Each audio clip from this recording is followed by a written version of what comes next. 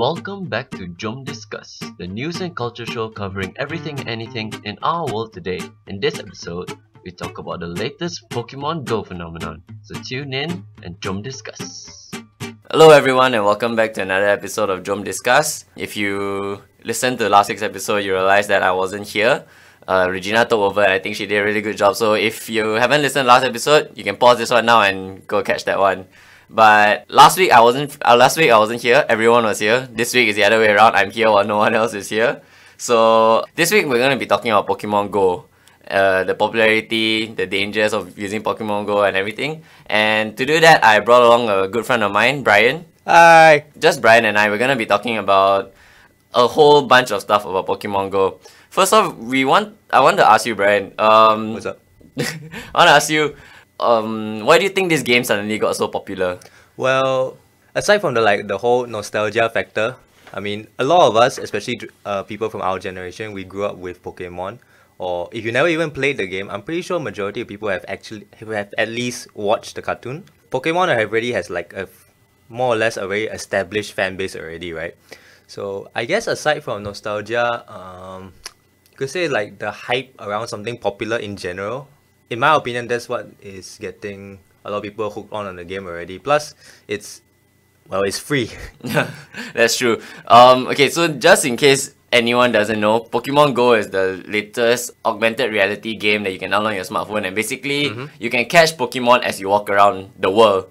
Yep. Right, basically. And if you don't know what Pokemon is, you can just stop this podcast right now. There's no point listening from this point on. But yeah, basically you become a Pokemon trainer. You go around catching Pokemon. And as you mentioned before, Bryan, like there's a really big nostalgia factor to why this has become so popular, right? Like I feel like our generation is so hooked on nostalgia, especially when you look at movies. There's so many remakes. Yep. You look at basically any form of media. There's just if you just go on Facebook or go on Tumblr especially, and our generation is so hooked on to like there's the whole like 90s kids will remember thing. Oh yeah. Yeah, nostalgia is such a big factor.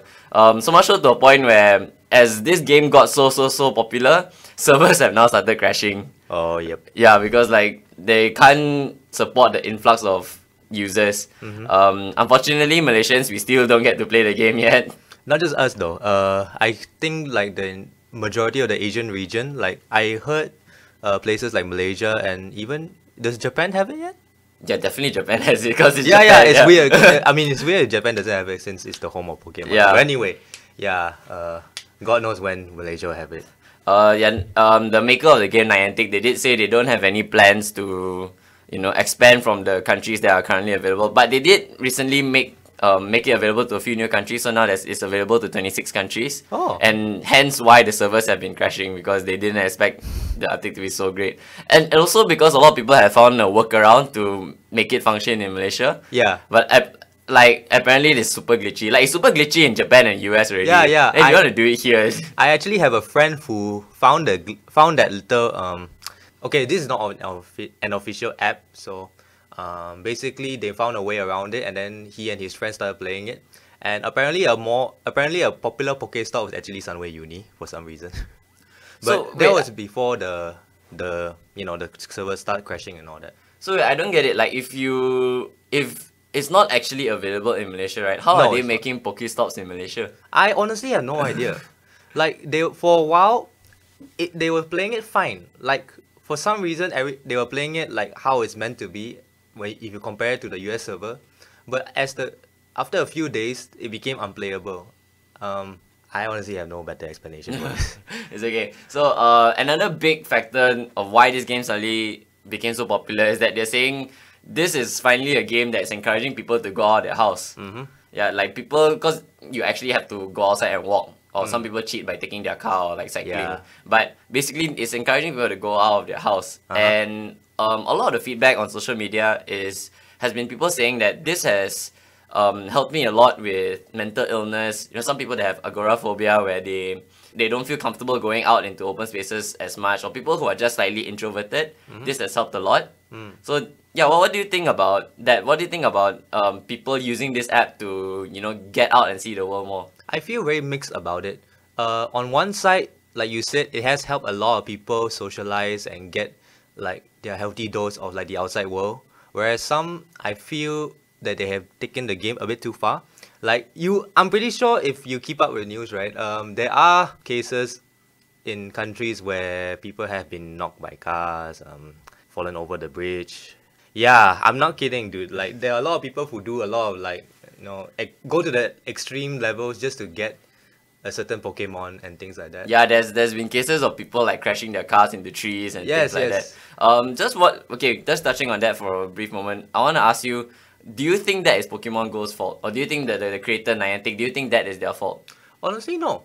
I feel like it's just the lack of common sense. I feel like it's normally never the game's fault. This is my opinion, of course. It's more or less like people's awareness around their surroundings. Yeah, I agree with you. Especially since when you start up the game, there is a warning that says, please be aware of your surroundings. Exactly. I'm pretty sure like the creators of the game has taken into consideration like the multiple factors of people using their game, and they're just doing their best, which I respect. It's just people need to be a little bit more sensitive of the outside world. Yeah, no, I mean, like, this harks back to previously when, you know how Snapchat has that speed, like the Snapchat has that feature where if you're in the car, it tells you, one of the filters, it tells you how fast you're going. Oh, yeah. Then people have been using that while they're driving. And then I think an accident happened somewhere in the States and people started saying like, this is Snapchat's fault. Why did they put that filter there? Obviously, people are going to use that. But it's very stupid because when you open that filter, Snapchat has a warning that says, please don't use this while you're driving. Well, humans are always prone to blame other factors first before themselves. So I don't see it any different if you start comparing it with Pokemon Go. That brings up a very interesting question in my opinion. A few years back actually, Kula and I, we were talking and then this is a random question that popped into our heads, right? Why didn't Nintendo actually bring the older games into our smartphones? Because our smartphones already have like so much power and it can handle like old Game Boy games already, right? So I think they've already like think of developing a smartphone game already. So it's very like interesting that they added the fact virtual reality into and sort of like make it a very interactive experience. But I guess at the cost of like like people getting too hooked up on it and stuff like that. And like not knowing how to use it properly. Yes. Yeah. Okay, so like I think we are sort of in agreement that like these are people's faults. It's not the app's fault or whatever. Yep. But slightly more complicated issues would be people who are currently getting robbed because of this. Because in the game, there's this function or there's this item which is called a lure. Basically, you put the lure there, Pokemon would come. Pokemon would be attracted to that area. And obviously, when Pokemon are attracted to the area, other players will also want to go there because that's where the Pokemon are. And recently, there have been cases of people putting lures at secluded areas so that when people come, they rob them at gunpoint or at knife. That's slightly more complicated because I feel like Pokemon Go or the creators are slightly more culpable in that scenario. Yeah. Like you said, it's quite complicated at the moment. I do hope the creators of the game find a fix for it. Maybe a way to set like specific criteria before you can put a lure or like cap the limit of like lures you have for one specific day. I'm not too sure whether the factor is already in the game or not because I don't play the game, and if the companies are keeping up with like news of their product, I'm pretty sure they're working a way to Yeah, hopefully they are trying to find a solution to the problem. Yeah. Especially if it does eventually reach Malaysia. Can you imagine playing it in Malaysia where it's actually pretty unsafe walking outside on It is, our own? man. I mean, I'm already afraid of people who are playing it when they're in the car driving. Oh yeah, that's definitely gonna happen, and that's gonna be and so we already bad. have like a number of like at least one car accident per day. So I'm actually afraid of leaving my house now. That I was reading this like really random article about how playing Pokemon Go in Nigeria is for the brave or something like that because going out is so dangerous. Like people rarely go outside, but because of this game, people want to go outside. But being outside is so dangerous. Ah, man. One last issue to talk about. This one is slightly on a bigger scale. It's the whole data breach issue that Niantic and Pokemon Go had when they first released it. People on iPhones they're downloading it from the App Store, they have to grant access into their Google account in order to play the game.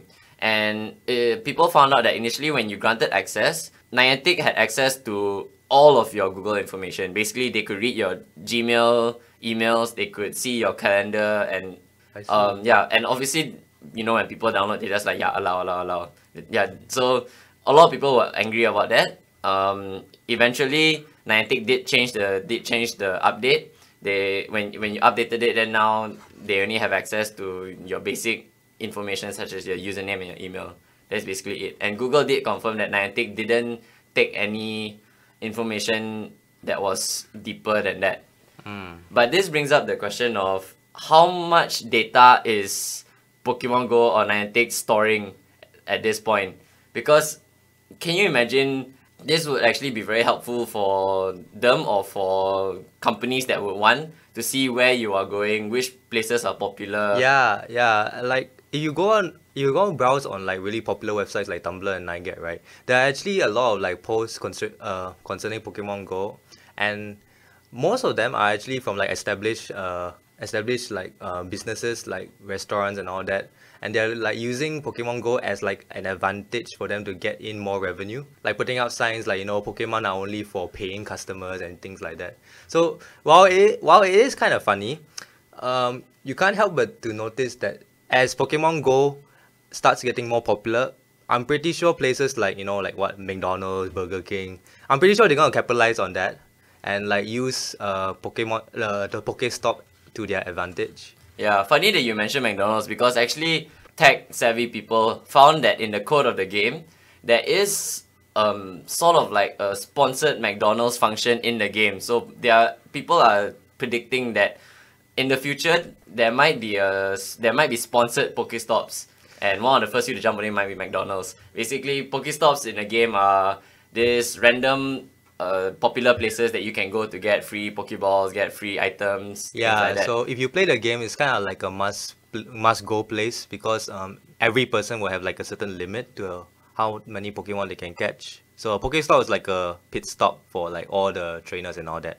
But long story short, like I don't know what to feel about this. Like at one point, it's fine to use something like popular to get like to like a company's advantage. I mean, there's nothing really wrong with it. It's just, what if company starts abusing it?